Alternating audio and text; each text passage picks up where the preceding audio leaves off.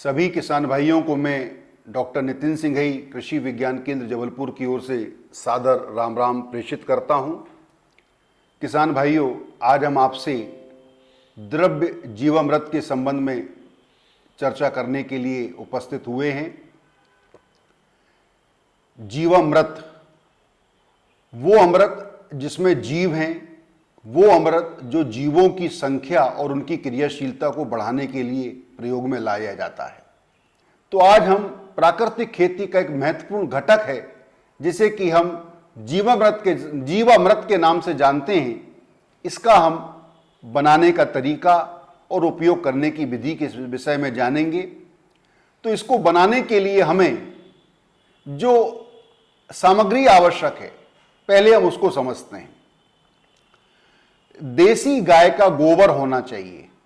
अब देसी गाय का गोबर का महत्व क्या है कि देसी गाय के गोबर में 1 ग्राम गोबर में 300 से लेकर के 400 करोड़ तक सूक्ष्म जीव होते हैं।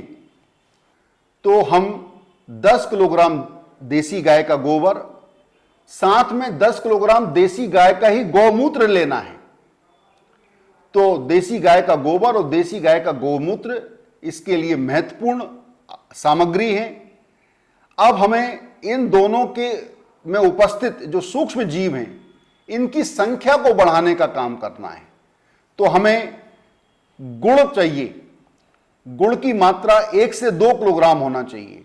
ये गुड़ जो है, इनमें उपस्थित सूक्ष्म जीवों को ताकत देता है, उनकी संख्या को बढ़ाने में मदद करता है। चौथा हमारा सामग्री है बेसन।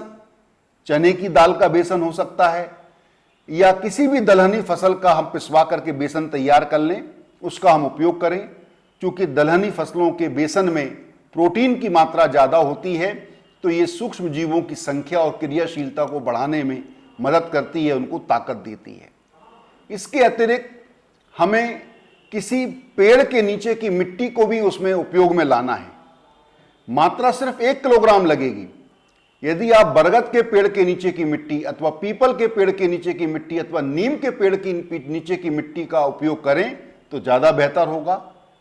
और पानी की मात्रा 180 लीटर हमको उपयोग में लाना है।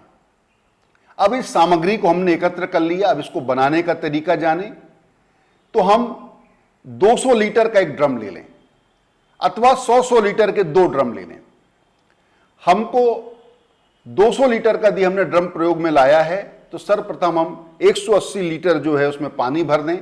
पानी बढ़िया साफ हो, छना हुआ हो तो ज़्यादा बेहतर है। उसमें हम जो सामग्री मैंने आपको बताई है उसको क्रमशः डालना है। तो सर्वप्रथम हम 10 किलो देसी गाय के गोबर को उसको घोलेंगे। गोबर को घोल लेंगे तो लकड़ी से उसको चलाते जाएंगे ताकि वो गोबर पूरी तरह से पानी में घुल जाए। उसके उपरांत हम देसी गाय के 10 लीटर गौमूत्र को डालेंगे, उसको भी उसी प्रकार से घोलते जाएंगे। उसके उपरांत उसमें 1 से लेकर के 2 किलोग्राम गुड़ को घोलेंगे। फिर बेसन 1 से 2 किलोग्राम उसमें गुड़ को घोलेंगे। और उसके बाद में हमने जो पेड़ के नीचे की माटी को एकत्रित किया है, जिसकी मात्रा 1 किलोग्राम है, उसको घोलेंगे। और जब इस प्रकार की सब चीज़ें पानी में घुल जाएं, तब हमें इस ड्रम को जूट के बोरे से अथवा बारदाने के बोरे से अथवा सूती कपड़े से ढांकना है। प्लास्टिक की बोरी का उपयोग हमें कदापि नहीं करना है। क्यों नहीं करना है?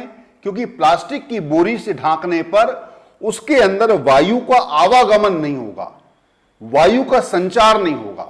और जब हम बारदाने का उपयोग करेंगे, जूट की बोरी का उपयोग करेंगे अथवा सूती कपड़े का उपयोग करेंगे, तो उस ड्रम के अंदर हवा का आवागमन, खासतौर से जिसमें ऑक्सीजन का जो आवागमन है वो बड़ा महत्वपूर्ण है। वो उन सूक्ष्म जीवों को सांस लेने के लिए ऑक्सीजन उपलब्ध कराएगा, जिससे कि उनकी संख्या में तेजी से वृद्धि होगी। ड्रम को हमेशा छायादार स्थान में रखें। इसके उपरांत हमें दूसरे दिन उस कवर को, जिससे हमने उसको ढांका, उसको हटा दें।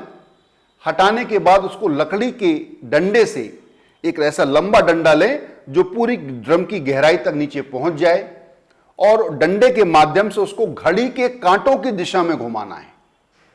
5 मिनट सुबह घुमाना है, 5 मिनट शाम को घुमाना है। इस प्रकार हमें लगातार 3 दिन तक घुमाना है और घुमाने के बाद पुनः उसको सूती कपड़े से अथवा बारदाने के बोरे से ढांक देना है। तो गर्मी के दिनों में 3 से लेकर के 5 दिन में, गर्मी के और सर्दी के दिनों में जो है 10 से लेकर के 15 दिनों में ये जीवामृत उपयोग करने के लिए तैयार हो जाएगा।